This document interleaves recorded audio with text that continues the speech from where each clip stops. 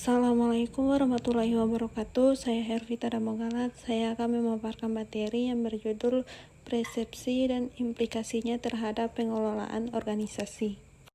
Persepsi adalah cara individu memahami dan menginterpretasikan dunia di sekitarnya.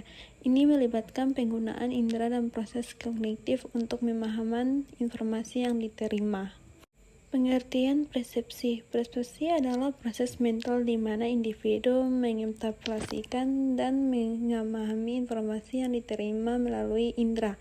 Ini melibatkan penggunaan panca indera, penghasilan, pendengaran, penciuman, dan perabaan, dan pengecapan serta proses kognitif seperti perhatian, interpretasi, dan pengisian informasi. Proses dalam persepsi melibatkan serangkaian langkah yang kompleks yang terjadi dalam pemeriksaan individu saat mereka memahami dan menginterpretasikan informasi yang diterima melalui indera mereka. Berikut adalah beberapa langkah utama dan proses persepsi. Yang pertama, penerimaan stimulasi. Yang kedua, seleksi. Yang ketiga, organisasi. Keempat, interpretasi. Dan kelima, integrasi.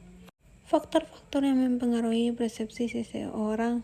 Ada beberapa faktor yang dapat mempengaruhi persepsi seseorang. Berikut adalah beberapa faktor yang dapat mempengaruhi cita individu mempersilakan dunia di sekitar mereka. Yang pertama, pengalaman dan pengetahuan. Yang kedua, kebutuhan dan motivasi. Yang ketiga, nilai dan keyakinan.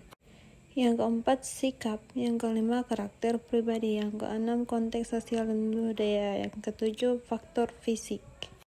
Organisasi persepsi adalah proses di mana individu mengintegrasi dan mengelompokkan informasi yang diterima melalui indera mereka yang untuk memahami yang lebih komprehensif tentang dunia sekitar mereka. Ini melibatkan pengaturan dan pengelompokan informasi berdasarkan kesamaan, perbedaan, atau hubungan yang ditemukan.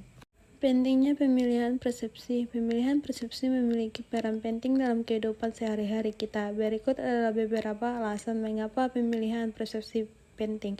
Yang pertama, pengaruh terhadap emosi dan sikap. Yang kedua, terhadap pengambilan keputusan. Yang ketiga, terhadap hubungan interpersonal. Yang keempat, kesejahteraan mental dan fisik. Yang kelima, terhadap pembunuhan pribadi.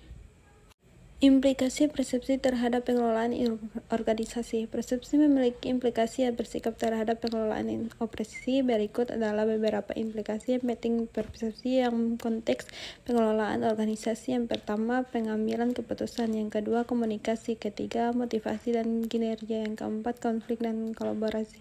Yang kelima, budaya dan organisasi. Baik, itu saja materi yang saya paparkan. Saya Hervita Damogalat untuk undur diri. Assalamualaikum warahmatullahi wabarakatuh.